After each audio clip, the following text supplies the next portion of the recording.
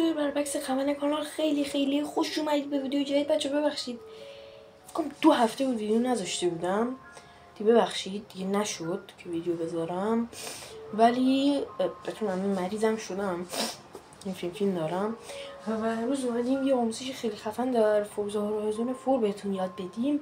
فقط قبل از اینکه بریم سراغ ویدیو، لایک و کامنت و ساب فراموش نشه. خیلی دوستتون دارم. بریم سراغ ویدیو. لیتس گو. خب بچه‌ها، شما برای اینکه فصل بازیتون تغییر بکنه، همونجور که دیگه تا اون اولی ویدیو هم قطعا فهمیدید، الان ما در فصل زمستان هستیم و مثلا شما اون فصلی که داخلی هستید رو زیاد دوست ندارید. به بچه دریفت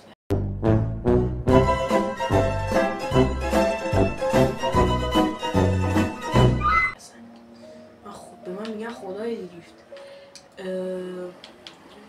شما مثلا از این فصل خوشتون نمیاد، چی کار میکنید؟ شما حالا نمیدونم بچه اینجوری هم کار میکنه، من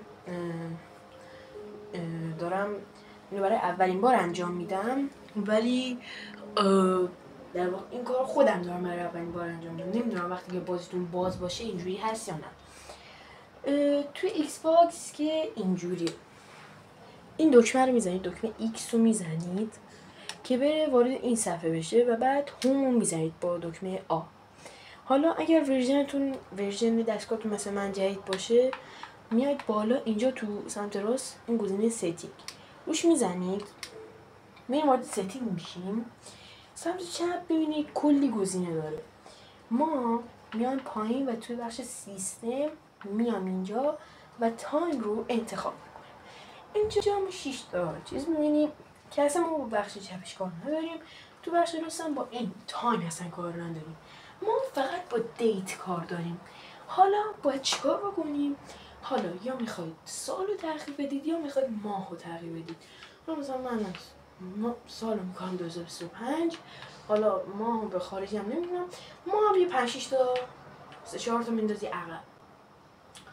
حالا اینو که میزنی الان تایمت آپدیت شد و حالا که وارد بازی بشی من فکر کنم باید یه چی بشه. نه بچه اینجوری نمیشه، من فکر کنم باید از بازی بیام بیرون کلن و دوباره وارد بازی بشم. الان من میرم وارد بازی دیگه میشم، دوباره برمیگردم به فورزا هورایزون 4 که ببینم چی میشه، آیا این کار انجام میشه یا نه. بچه اگر شد حتما شما این کار بکنید، اما با بازی بسته. مثلا بازی من باز بود که این اتفاق نیفتاد، ولی شما اگر بازیتون بسته باشه این اتفاق براتون میفته. حالا برای من نشد، ولی اصلا نگران نباشید، الان براتون تستش میکنم ببینم چی میشه دیگه.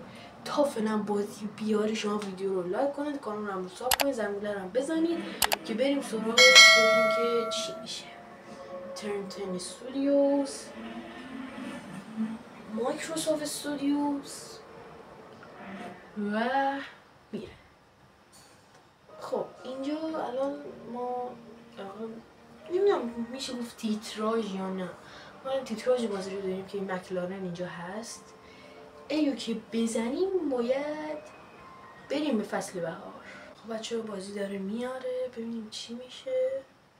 احتمالا الان باید بهار بشه. خب اینجا تو گاراژ فعلا نمیشه، فکر کنم اگر بریم بیرون بهار بشه. تو اون هرکی دوست داری بهار شد.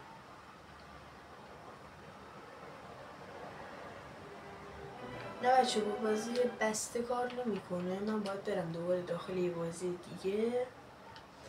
حالا از این بیام بیرون، برم توی ستینگ، باز تایم رو یه ذره دستکاری بکنم.